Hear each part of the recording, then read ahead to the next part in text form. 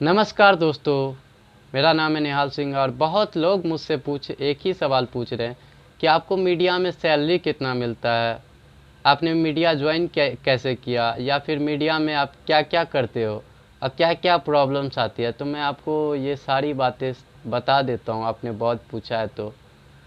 तो बेसिकली मैं बिहार की बात कर रहा हूँ, बाहर की बात नहीं कर रहा, बिहार की बात कर रहा हूँ। बिहार में ऐसा बड़ी बड़ी कंपनी नहीं है जैसे आज तक, जी न्यूज़, द ललन टॉप। यहाँ पे इतनी बड़ी बड़ी कंपनी नहीं है, तो यहाँ पे आप जॉब नहीं कर सकते कि जर्नलिज़्म की पढ़ाई की और किसी कंपनी में आपने जॉब ले लिया। तो ऐसा यहाँ पे नहीं है।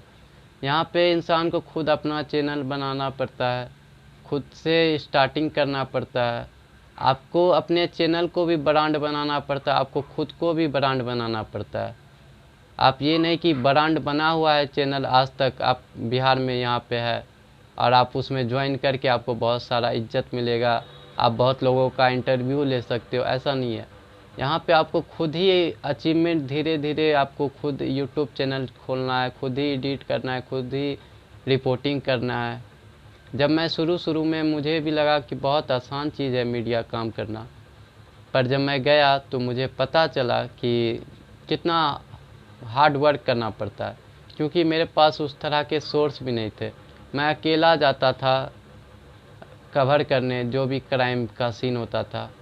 और मैं आपको बताना चाहता हूँ, मैं साइकिल से जाता था, मैं झूठ नहीं बोलना चाहता आप लोगों के साथ। मैं साइकिल से जाया करता था और मैं ऐसे ही कपड़ों में चला जाया करता था, जिससे मेरा इंसल्ट हो जाता था वहाँ पे। बस माइक का बहुत लोग ऐसे मजाक उड़ाते थे कि बस माइक खरीद लिया है, कपड़ा पहनने का ढंग नहीं है, ऐसा ही कपड़ा में चला आता है। और बहुत जगह निकाल दिया भी गया मुझसे कि मतलब मैं अजीब टाइप सा दिख रहा था, तो अरे बच्चा के निकालो, कौन है। तो ऐसा भी मैंने फील किया, ये सारी चीज़ भी। और मीडिया में हर चीज़ में कंपटीशन होता है। आपको बहुत लोग आएंगे कि मतलब इसको गिराओ, ये भी आ रहा है एक नया, तो इसको भी गिराओ। तो ये सारी चीज़ें भी मैंने देखी वहाँ पे। और उसके बाद मुझे पता चला कि नहीं, अकेला तो नहीं कर पाएगा भाई, तो अकेला जर्नलिज्म पॉसिबल ही नहीं है। आप क्या कितनी चीज़ें करोगे बताओ। मेरे पास तो इतना भी पैसा नहीं है कि मैं किसी कैमरामैन को हायर कर सकूं, या फिर मैं मोटरसाइकिल से कहीं पे, जानते हो दोस्त, जब 3 किलोमीटर 4 किलोमीटर दूर जब खबर आता था ना कि वहाँ पे जाना है, तो मेरे जो साथ में और भी पत्रकार थे, तो मैं उन्हीं के साथ बैठा रहता था। जब फ़ोन आता था कि यहाँ पे ऐसा ऐसा हो गया, तो मैं भी कहता था कि मैं भी चलूँगा आपके साथ, लेकिन वो सब जाने नहीं देते थे। कहते थे नहीं नहीं, तुम अपना आओ बाइक से।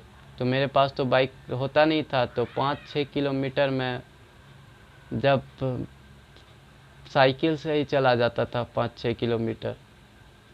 इतना मतलब ये सारी चीज़ें भी मैंने देखी है।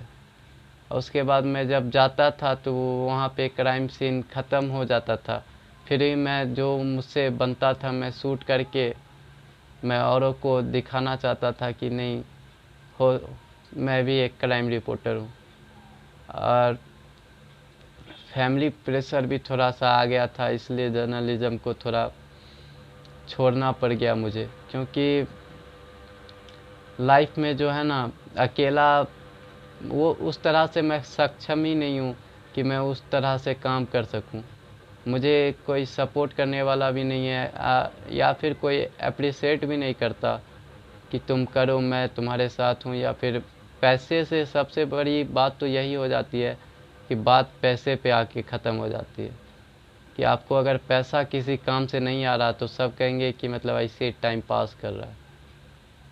टाइम पास करना होता तो मतलब यही करते, और कुछ टाइम पास करने का जरिया नहीं है कि हम जर्नलिज़्म करने पहुंच जाते टाइम पास में।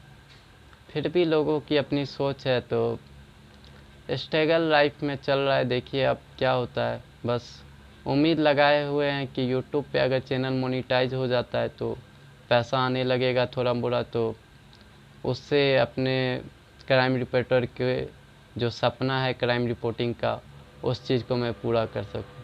Thank you so much.